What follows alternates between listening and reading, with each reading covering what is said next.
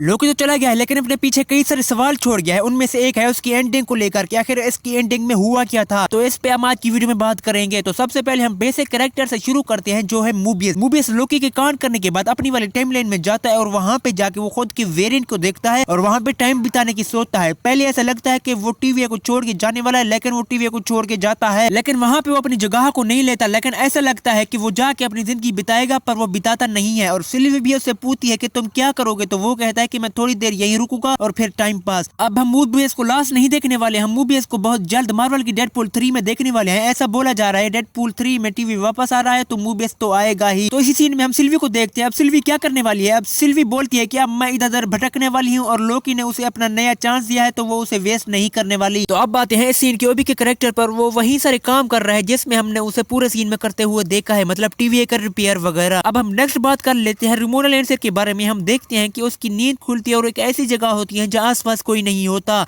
लेकिन एक और में पिरामिड है और वहाँ पे आंधी चल रही होती है जिसकी वजह से नीचे वाला तल्ला हट जाता है और वहीं पे हमको एक बोर्ड देखने को मिलता है। तो इसके नीचे क्या रीजन हो सकता है। हम लोगों को ये तो पता है कि टीवी का पहला वर्जन नहीं है, मतलब ये हुरमीन खुद कहता है कि टीवी डिस्ट्रॉय हो सकती है और दोबारा से क्रिएट भी की जा सकती है। वो बहुत आसान काम है। तो हो सकता है टीवी के डिस्ट्रक्शन के बाद वो जितना भी मलबा है वो आकर यहीं पे गिरता हो और उसी के बोर्ड को हम यहाँ पे देखते हैं। और उसके बाद हम आते हैं विक्टर टैमली के ऊपर कि आखिरकार विक्टर टैमली का हुआ क्या। लास्ट बार हमने विक्टर टैमली को बच्चे वाले सीन में देखा था, लेकिन वही बच्चे वाला सीन बहुत सारी चीजें एक्सप्लेन कर जाता है। अगर आप इस सीन को थोड़ा सा ध्यान से समझो तो यानी इसकी खिड़की से कभी भी टीवी की ऑफिशियल बुक गिरी ही नहीं थी। इसका मतलब है यानी न उसने कभी इस टीवी बुक को पढ़ा, न उसने वो सारी की सारी चीजें डिस्कवर करी, यानी ना वो कभी विक्टर टैमली बनने गया जो वो बना, यानी उसको कभी भी टेम्पर रूल के बारे में किसी भी चीज के बारे में पता चला ही नहीं। तो उसने कभी भी टेम्पर रूल को डिस्कवर भी नहीं किया। तो सिंपल इसका मतलब ये है कि सीजन 2 में विक्टर टैमली का कुछ भी हमने देखा वो सब एंड में सब कुछ जीरो हो गया, मतलब वो सब कुछ लोकी ने पूरी तरह से खत्म कर दिया जैसे कभी भी कुछ हुआ ही ना हो। अगर वही हम रोमैन चचा की बात करें तो उसने ये सब प्लान करके रखा था कि